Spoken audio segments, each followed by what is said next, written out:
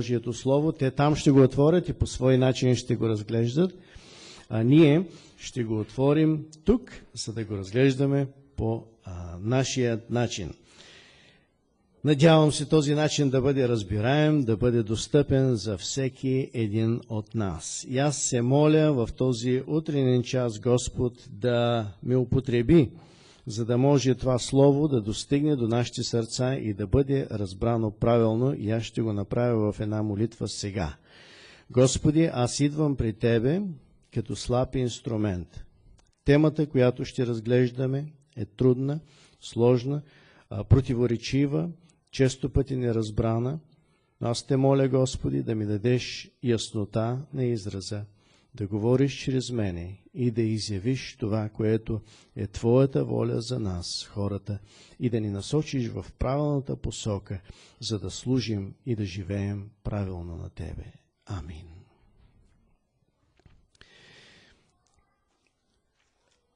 Искам след една пауза от 2 недели да ви върна отново към темата, която започнах. И тя е ключове към здравата семейна връзка. Днешната тема е озаглавена само за двама. Ще прочета един текст, който се намира в 13 глава на Евреи, само един единствен стих, който е 4 стих. 4 стих на посланието към евреите казва: „Женитбата нека бъде на почет у всички и леглото неосквернено, защото Бог ще съди блудниците и прелюбодейците“. Един призив, едно предупреждение. Женитбата на почет, леглото неосквернено, защото Бог ще съди блудниците и прелюбодейците.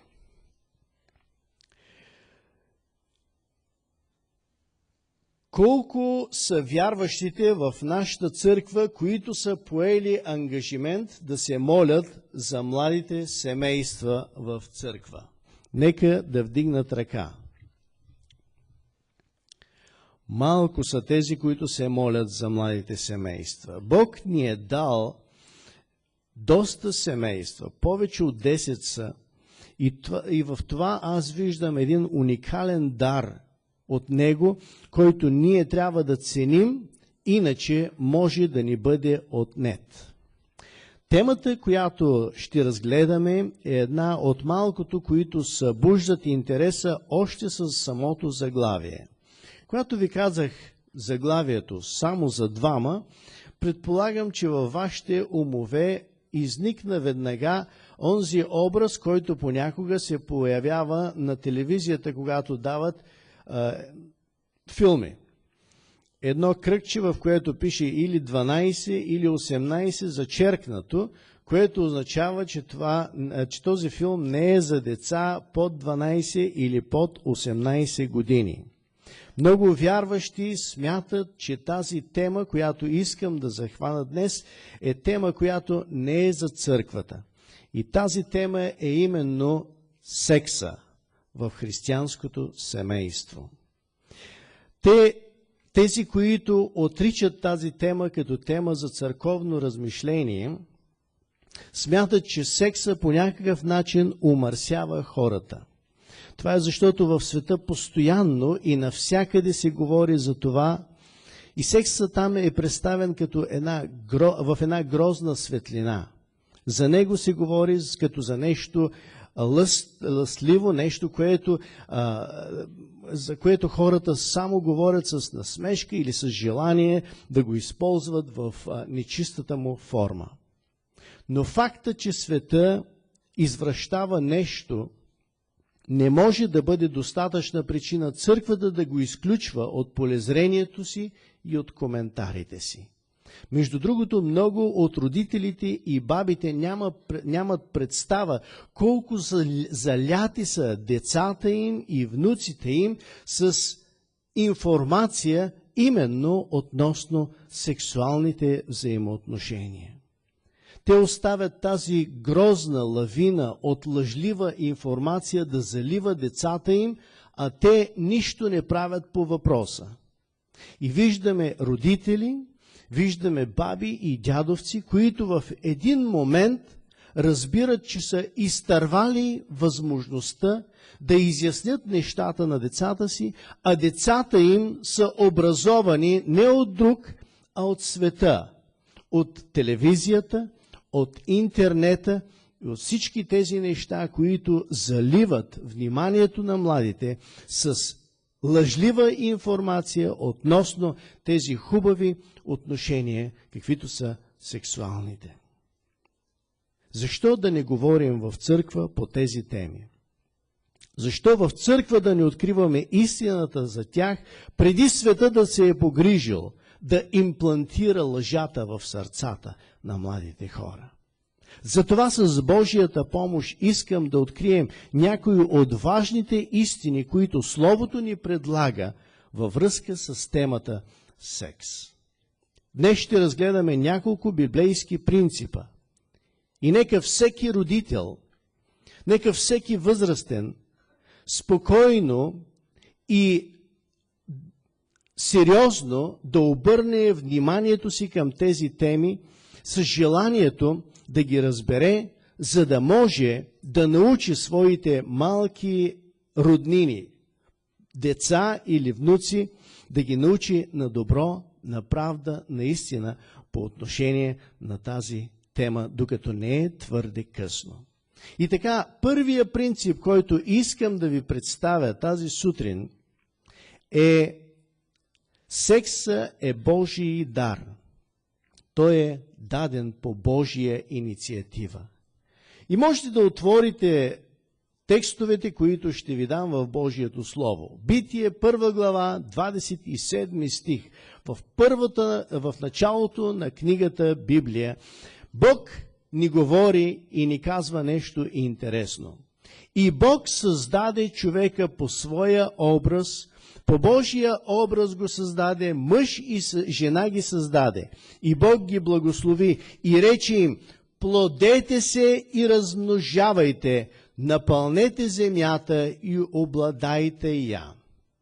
Бог благослови себеподобното си творение с следното първо благословение: плодете се и размножавайте се. С други думи, Бог им каза: чрез сексуалната връзка, която ви давам, размножавайте се, умножавайте се по лицето на земята.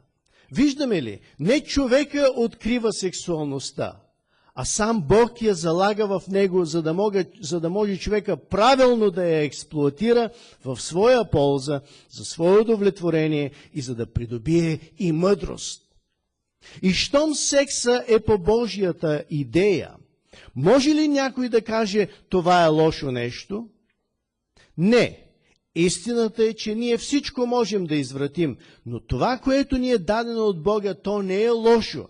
Затова ние сме застанали тук, за да открием положителните неща именно на това явление – секса. Не защото Не е така. Не можем да кажем, че е лошо, защото в 31 стих Словото ни казва: и видя Бог всичко, което създаде, и какво каза? И беше твърде добро. Не просто добро, а твърде добро.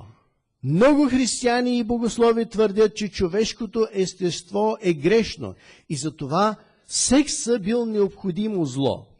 Поради тази причина те са избягвали темата и са оставили хората в мрак по отношение на това познание. Аз мисля различно и се присъединявам към онази част от вярващите, които твърдят, че секса е Божий дар за човека и той трябва пълноценно да се използва по правилния начин в семейството.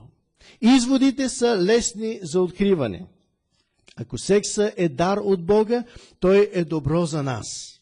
Ако секса е дар от Бога, тогава да говорим за него е добро и полезно.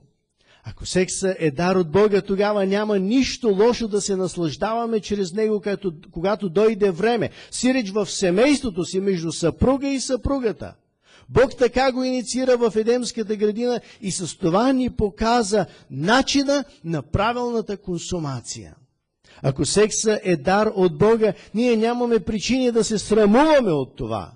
Родители, говорете с децата си за секса, защото иначе интернет няма да им говори, а направо ще им покаже как да извращават сексуалния подтик в себе си. Един мълчуган отишъл при дядо си и попитал: дядо, кажи ми как си се родил ти? Щъркела ме докара на моите родители, бил отговора на дядото. Мълчугана се завъртял, отишъл при баща си и го запитал: бетате, я ми кажи как ти се роди? Баба ти ме намерила на полето, в храстите, отговорил бащата. Мълчугана пак извъртял поглед така. След това пак към баща си казал: тате, я ми кажи аз как съм се родил? Бащата се усмихнал този път, малко конфузно, и каза: в супермаркета ти купихме с мама. Малкият мъж се изправил и на всеослушание пред всички обявил: нашият род върви към пълен провал. 3 поколения поред се раждат по неестествен начин. Не подценявайте реалността и децата си. Не подценявайте това, че светът не спестява не само истината, той не спестява лъжата и залива децата с тези лъжи. Обърнете внимание на време на своите деца и говорете за тези взаимоотношения. И аз искам да обърна вашето внимание върху това, че сексуалността е взаимоотношение. Нека, ако има някой, който не е разбрал това, да го проумее. Сексуалността не е гимнастика.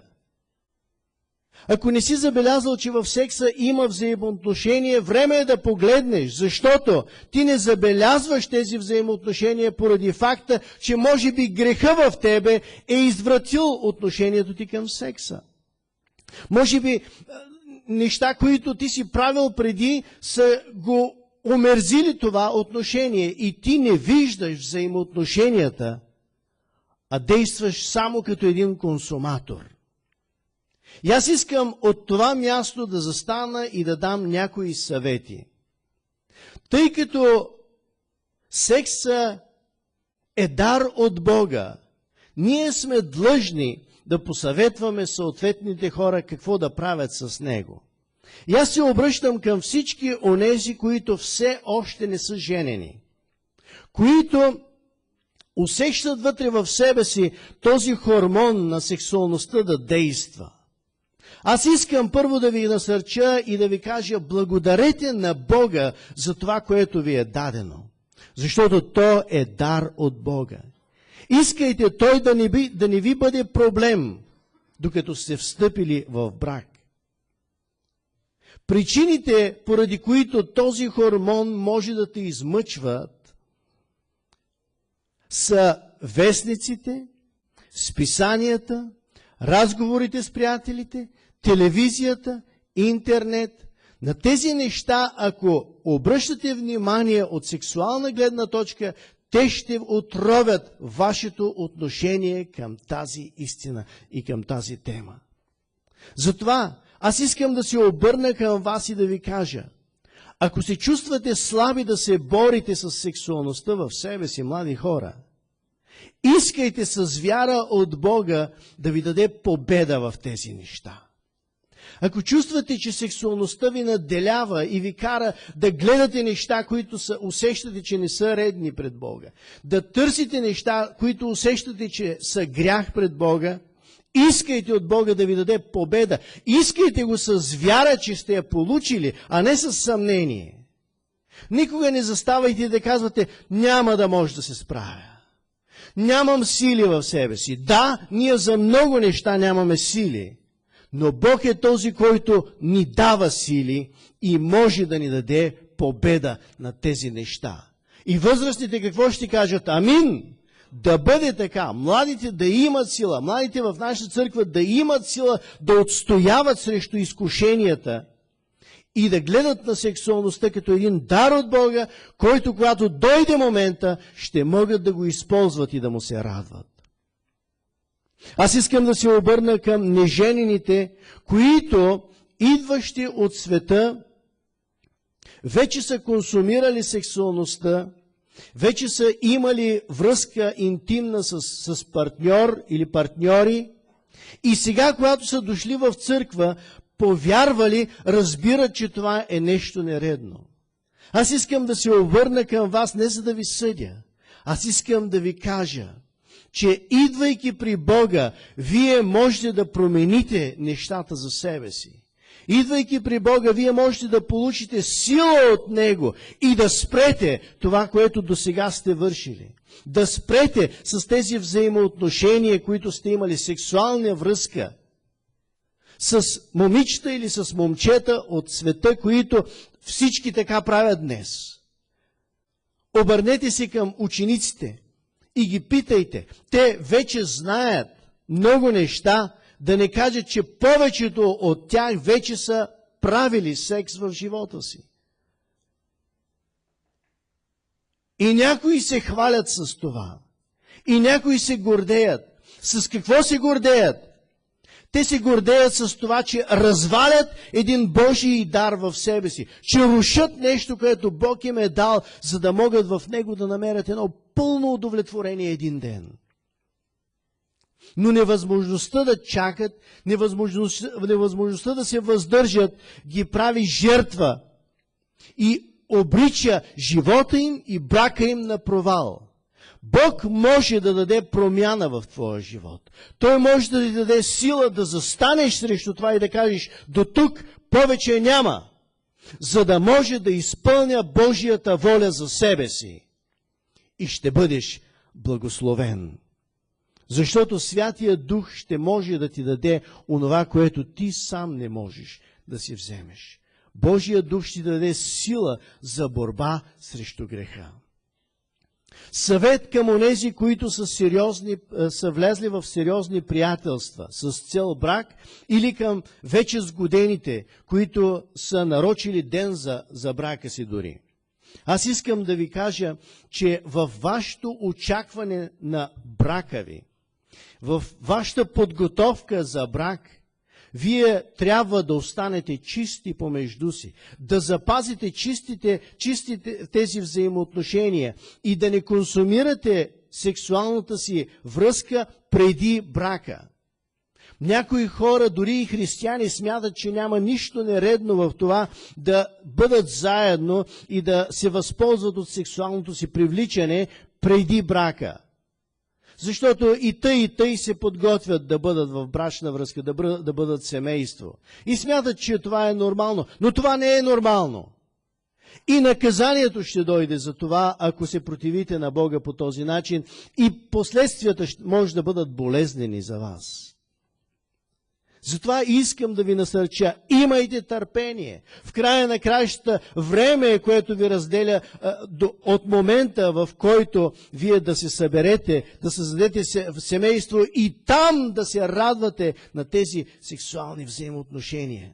Без да изпитвате вина, без да страдате заради това, което правите, а да бъдете благословени. Съвет към семейните. Радвайте се, че във вашия живот е дошло времето да можете с радост и с благодарност да се възползвате от този дар. Той е за вас. Използвайте го правилно. Секса е за един мъж и една жена, двама в едно семейство, в които да се наслаждават на това нещо, което Бог им е дал и да бъдат на разположение един на друг.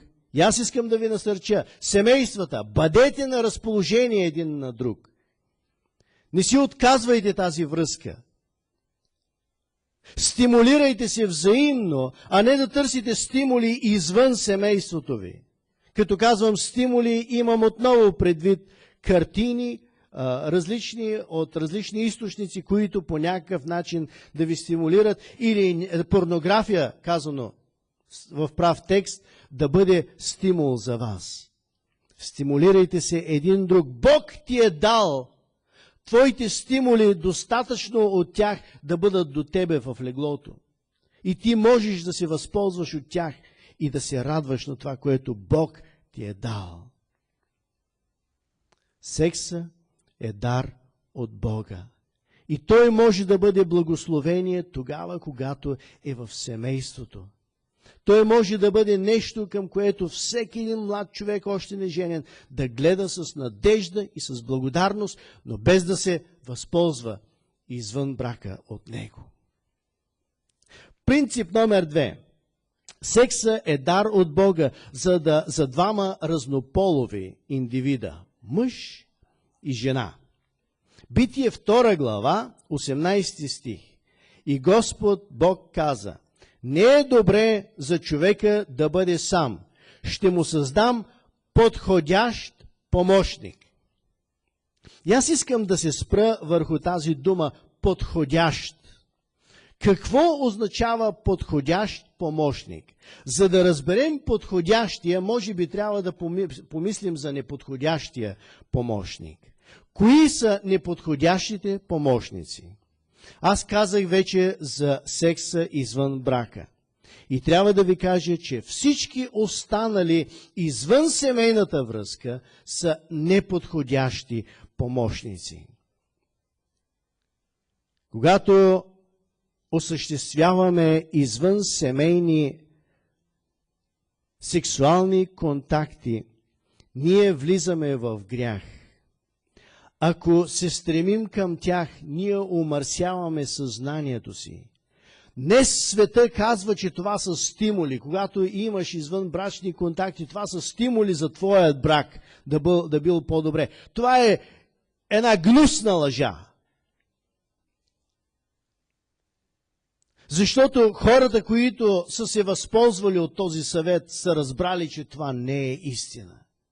И че сексуалните контакти извън брака само отравят съзнанието и намаляват истинността на брачната връзка и сексуалната връзка в брака. Мили брати и сестри, само в брака ние можем да усетим сладостта на тази връзка. Бог създаде райската градина и видя, че не може човека да живее в рая и да се чувства самотен. Самотата не беше райско чувство. Човекът е социално същество. Той може и трябва да социализира с много хора, но може и трябва да бъде едно само с още едно същество, в което влиза в брачна връзка, с което влиза в брачна връзка, която сама по себе си може да бъде едно истинско откровение. И най-върлите врагове на моралния сексуален живот признават, че първата любов е най-дълбока и най-паметна. Защо? Защото това е естественото и божествено устойчиво състояние, в което Бог поставя човека. Да се привърже истински, дълбоко и уникално към един човек и на него да даде всичко от себе си. Затова искам да насърча младите и несемейните. Пазете сърцата си и чувствата си за онзи човек, който Бог е отредил да бъде твой или твоя. Неподходящи помощници, кои са? Неподходящи помощници са тези, които са от същия пол. Или както ги наричаме днес хомосексуалните връзки. Еднополовите контакти са неподходящи помощници. Знаете какъв вой се надава днес от хомосексуалистите за това, че не им дават да парадират своята ориентация по улиците на градовете. Хомосексуалните връзки са вредни. Словото Божие в Римляни 1 глава 28 стих ни казва, че те са наказание в резултат на отдалечаването на човека от Бога. Бог прави умовете им да са извратени. Те са резултат на себечността и човешкия егоизъм. Участниците и подкрепящите тези връзки са хора, които не мислят за друго, освен за личната си страст и задоволяване на плътски нагон. Тяхното мислене е съзнателно сведено до животинското, за да се омърсят и да нямат лице да стоят пред Бога. И знаете ли, тези връзки са опасни. Ако има хора, които поддържат хомосексуалистите, ще кажат, как може да казваш такива неща? Та ние сме толкова дискриминирани. Не, Хомосексуалистите са именно хората, които са пригодени и са готови да дискриминират останалите. И аз искам да ви припомня една древна история. Историята на Содом и Гомор. И още една има разказана в Библията. На Гавая.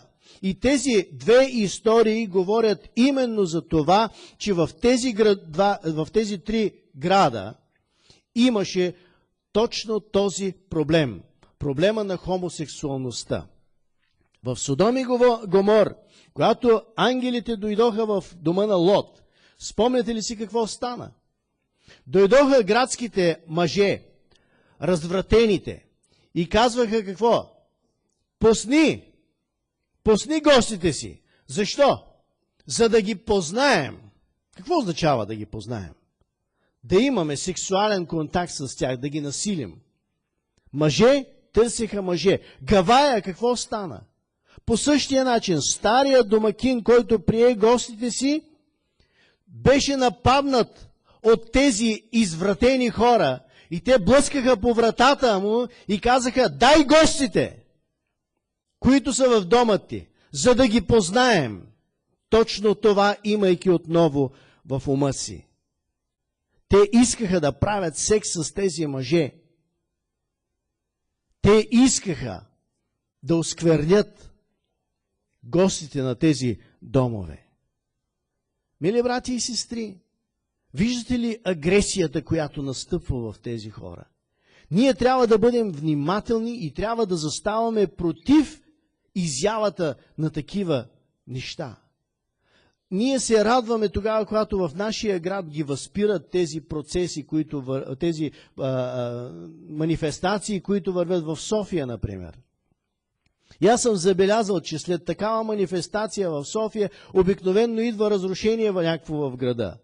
Дано Бог да помилва София този път. Но ние трябва да се молим Бог да възпира тези неща, защото това са неподходящи помощници.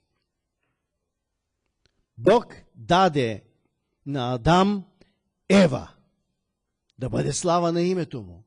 И с това той показа модела. Един мъж за една жена. И аз искам тук да обърна внимание и върху още едни неподходящи помощници. Някои от вас ще се възмутят, като го чуят. Но трябва да ви кажа, животните са неподходящи помощници. Защо го казвам? Защото във вестниците вече четох, че има някои, които претендират за брак с животно. И това е следващата стъпка на извращение. Светът върви смело. И не сложи ли църквата спирачка, не застане ли смело срещу тези неща в молитва и протест, това са следващите стъпки. Нека да си говорим откровенно. Света върви към тези неща. И аз трябва да ви кажа това нещо, да го имаме предвид. Какво да кажем обаче за подходящия помощник? Битие 2 глава, 23 стих. А човекът каза: тази вече е кост от костите ми и плът от плътта ми. Тя ще се нарече жена, защото от мъжа бе взето. Въображението може да ни помогне, за да си представим онзи момент. Адам отваря очи след операцията и вижда пред себе си Ева. Той не казва нищо, само я гледа. Разглежда я от глава до пети. Разглежда я и на някои места вдига вежди в зачуда, защото забелязва разлика. Тя е като него и в същото време е различна от него. Тя е като него, за да бъде с него. Но тя не е от животинския свят, който току-що беше минал пред него, за да им даде имена. Той разбира, това е човек и е за мене, за да бъдем едно. Плът от моята плът и кост от моята кост. Мили брати и сестри, това единство е, за да може човешкият род да се продължи, но и за да може човекът да намира едно пълно удовлетворение в това единение, което настъпва между съпруга и съпругата. Марк Гунгор е американски пастор, който изнася лекции на тема "Със смях към по-добър брак". Той в лекцията си за секса казва: уникално и основно е един мъж да насочи вниманието си към една жена. Нашата култура, казва той, днес ни уверява, че ключа към добър секс е лъст чрез фантазии, чрез порнография, чрез изневяри. Това е холивудски модел. Там в Холивуд хората не могат да преживеят дори 3 месеца женени. Този модел е голяма гнусна лъжа, но никой не й опонира. Гунгор заключава: християните трябва да са известни с най-добрия сексуален живот, който имат те, защото те знаят истината. Те не трябва да мълчат, не трябва да се срамуват, те трябва да са горди с това, което знаят и че държат ключа към най-добрия сексуален семейен рай.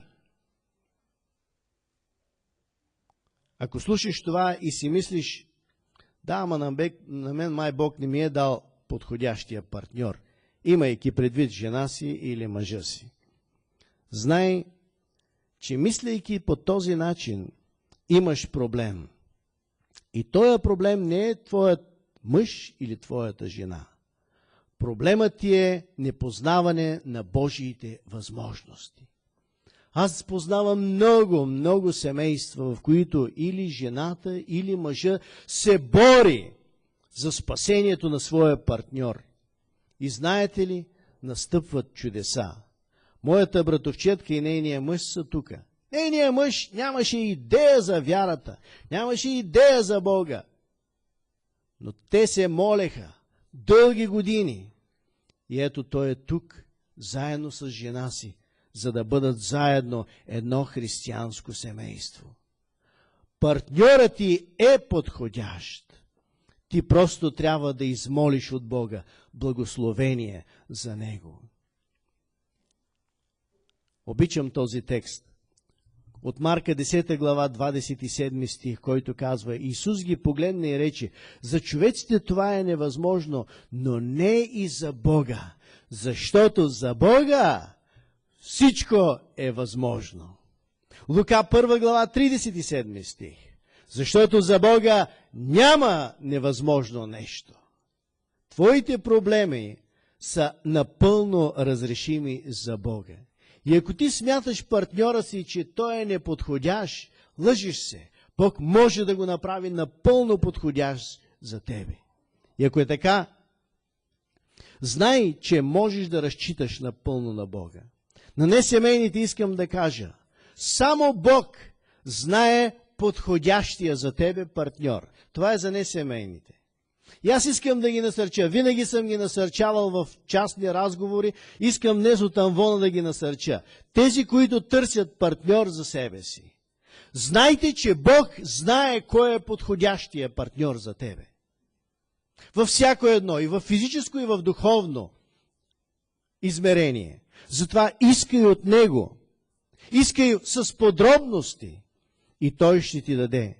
Аз много преди да познавам моята съпруга Ан, съм я искал. И съм я искал с детайли. Така че това, което Бог ми даде и което аз днес имам в нейно лице, е точно това, което съм искал от Него. И за което аз му благодаря. Искайте от Бога подходящия партньор. Дълго преди да се ожените, поставете този проблем пред Бога и кажете: Господи, аз искам ти да ми намериш партньор, защото искам той да бъде или тя да бъде подходящия за мене. Моля те, подготвяй. Изпомням си, мой колега в института казваше: аз съм се молил нощно време, когато си лягам си сам, не познавам момичето, което ще бъде моя жена, но казвам в молитвата си: Господи, ти я знаеш коя е. Там, където е, бъди с нея и тая нощ дай и на нея лек и приятен сън, благослови я, дай здраве, дай сили. И така той се моли за нея, без да я познава. Но знае, че Бог има своят избор за него. И ето Бог му я довежда и той казва: благодаря ти, че сега тя е пред мене. Както Ева беше доведена пред Адам. Така Бог има за всеки мъж една жена, която да я доведе, и за всяка жена един мъж, който ще доведе един ден при тебе. Песен на песните говори за тази прекрасна връзка, която се осъществява тогава, когато двама избрани от Бога се съберат. Но това е третия принцип. Секса е дар от Бога, който обогатява. Той обогатява. Чуйте, Битие 2 глава, 24 стих. Затова ще остави човека баща си и майка си и ще се привърже към жена си и те ще бъдат една плът. Това е таинство. Ние нямаме думи, за да го обясним. Може да го почувства само онзи, който го приема именно като Божий дар. Може да го изживее само онзи, който почита женитбата и пази леглото си неосквернено. Това е уникален момент, в който няма равен на себе си. Момент, който чрез споменатите преди малко лъжи и заблуди човек може да убие завинаги в живота си. Мога да кажа, че това е единство, момент, който те връща в рая. Песен на песните, 6 глава, 3 стих. Аз съм на възлюбления си и възлюбленият ми е мой. Една уникална взаимна принадлежност. Неповторимо единство между двама. Ако разберем този Божий дар, ние ще можем да имаме онова алелуя преживяване, което ще ни кара, няма да ни вкара в мрака на вината и на греха, а ще ни въвежда през райските врати.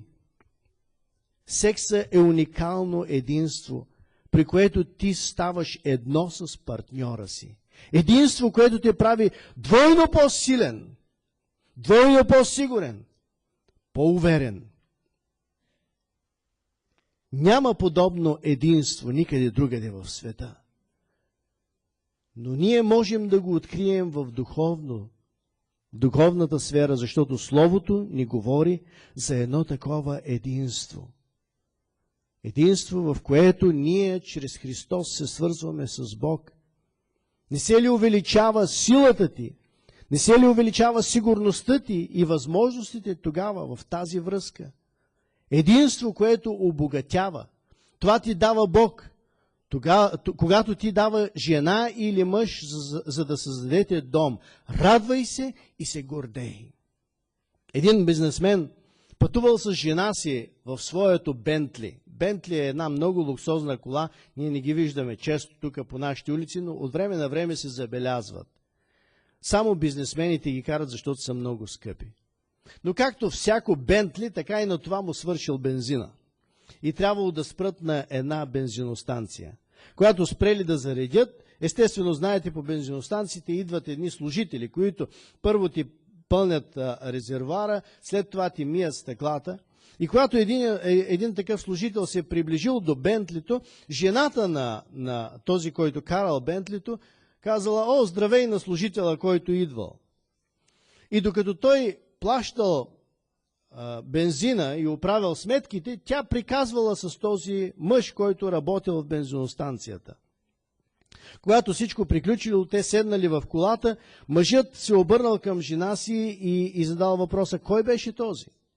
Тя казала: "О, това е стар познат, с него се познавахме още преди да се оженим с тебе и той много имаше желание да се оженим, да бъдем заедно, но не се получи."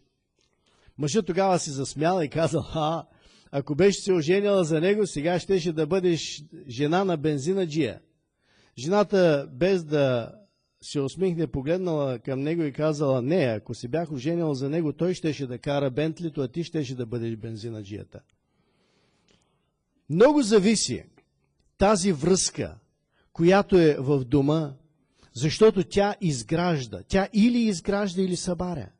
И християнина е призован към тази връзка, и сексуална, и емоционална, за да може да бъде изграждан в дома си. За да може да израства. Щастливите съпрузи си придават взаимно сили, взаимно се насърчават и помагат, за да се движат напред. Освен това, тази връзка, която се осъществява между двамата съпрузи, тя е едно неизчерпаемо опознаване. Битие 4 глава, 1 стих. "А Адам позна жена си Ева и тя зачна и роди Каина." Много правилно е преведена тук думата, която обикновено бихме превели като лежа с жена си Ева, е дадена като позна. На еврейски превода е Адам позна интимно жена си Ева. Това е лично преживяване. Началото на това познаване води до падането на веригите на срама и страха. И там се вижда цялата истина. Там ти даваш тялото си на другия и в този жест на жертва ти намираш истинско удоволствие. Там ти правиш гигантска крачка в опознаването на неизмерими величини, като любов, жертва, приятелство. Там ставаш готов на всичко, но в същото време откриваш и безкрая там, в тази връзка.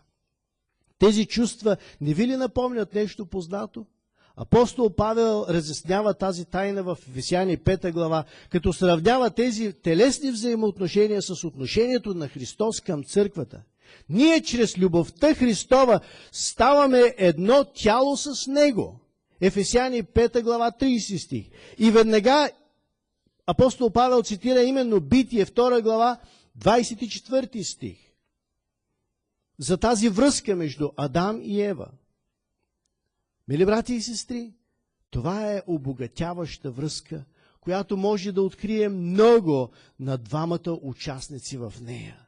Тя може да им открие безкрая, тя може да ги въведе в рая, тя може да бъде наистина едно благословение, тогава, когато не се опорочава. Бог за това мрази блудство и прелюбодейство, защото връзката извън брака, хаотичната сексуална връзка, връзката с различни партньори е точно това – блудство и прелюбодейство. 1 Коринтияни 6 глава, 16 стих и надолу. Или не знаете, че който се съвъкупява с блудница, или който влиза в сексуална връзка с блудница, е едно тяло с нея? Защото ще бъдат, казва, двамата една плът. Но който се съединява с Господа в един дух с Него, бягайте от блудодеянието. Всеки друг грях, който би сторил човек, е вън от тялото, но който блудства, се грешава против своето си тяло. Или не знаете, че вашето тяло е храм на Святия Дух? Знаеш ли, че ако се вслушваш в гласа на Словото Божие и почитай семейните взаимоотношения и пазиш секса чист, точно там може да научиш много важни духовни уроци. Не напразно Бог нарича Израел блудница. Не напразно. Той третира народа си като своя невяста. Той го нарича блудница обаче, защото той бяга, народа Израел бяга от своя Бог и търси други богове. Много богослови са склонни да гледат на книгата Песен на песните като на романтична лирика, написана за да изрази взаимоотношенията между Бог и Израел. И това не е грешно. Но тази лирика говори за двама влюбени. Също за едни чисто физически взаимоотношения. И ние можем да намерим много ценни неща в тази книга. И след като апостол Павел си позволява да сравнява отношенията на Христос и църквата като отношения между съпруг и съпруга, тогава ние можем само да сме горди с това, което имаме и знаем за семейството, за секса, за взаимоотношенията в семейството. Мили брати и сестри, има още принципи, свързани с секса в семейството, но за тях ще говорим следващия път. Ние трябва да говорим по тези теми. Защо? Защото навън има много заблуда. Защото навън има много лъжа. И ние като християни заставаме от другата страна на този спор.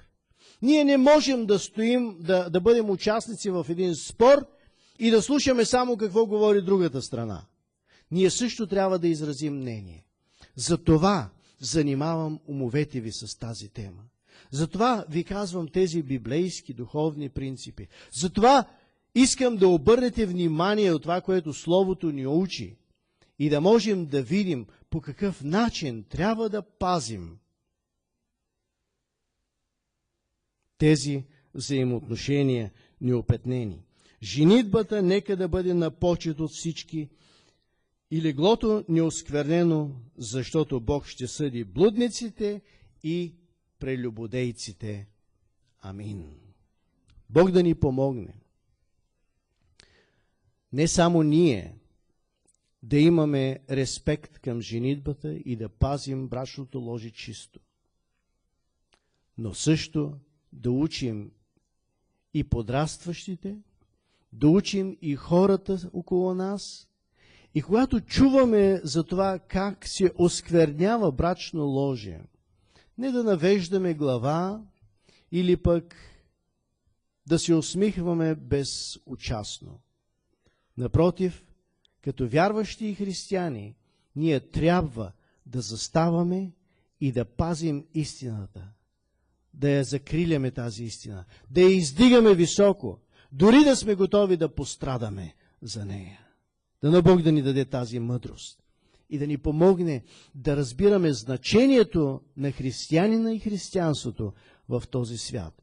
Че ние сме избрани, че ние сме благословени, че ние сме специални в очите на Бога. Да, това е вярно, но ние имаме и отговорности, ние имаме и дълг към Бога, ние имаме дълг към истината и този дълг трябва да го изпълняваме. Не като мълчим, а като застанем на позиция и говорим истината и защитаваме истината. Затова се иска кураж. Затова се иска готовност да скочиш в студената вода. Понякога да ти изгледат накриво. Понякога да ти се присмеят. Понякога да ти кажат, о, колко си старомоден. О, ти да не си от тия, да ходиш на църква, бе. И ти да кажеш да. И да защитиш своята позиция, която не е твоя. Тя е библейска, тя е Божия, тя е правилната. Тя е позицията, която работи и носи благословение.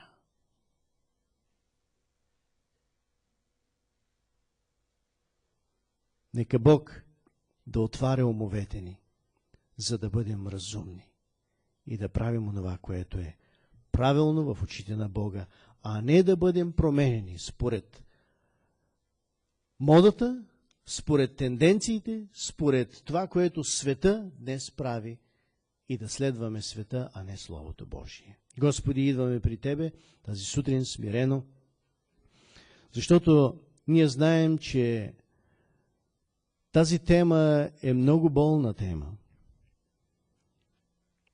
И тя не е болна само за света, но и за много вярващи. Много вярващи имат проблем с секса и с правилната му употреба.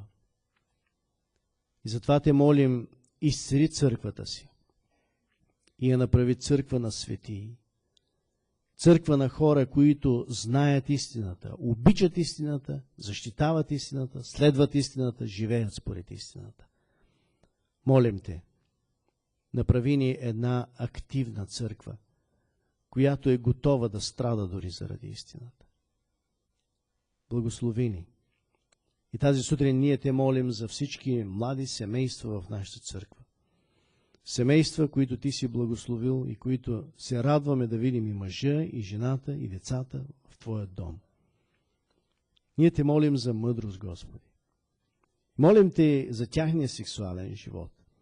Ти да го благославиш и да помогнеш, Господи, той да бъде едно откровение за тях, да бъде едно истинско, благословенно преживяване. Прости им, ако са вършили грешки, ако са търсили по някакъв начин стимулите си извън семейството, или са грешали в поглед, в мисли, в желания. Ние Те молим, Господи, прости и очисти.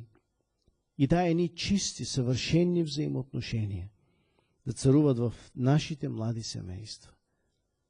Едни взаимоотношения, които да са изпълнени с красота. Едни взаимоотношения, които, Господи, наистина да ги въвеждат в рая. Още тук, на земята. Господи, благослови младите ни семейства. И нека те да бъдат пример. И нека още нови млади семейства да идват в църквата, за да излизат от църквата и да бъдат един пример за следване. Да получават около себе си хората в това, което е правдата и което е доброто. Молим Те, благослови църквата ни и благослови младите семейства в нашата църква. Амин.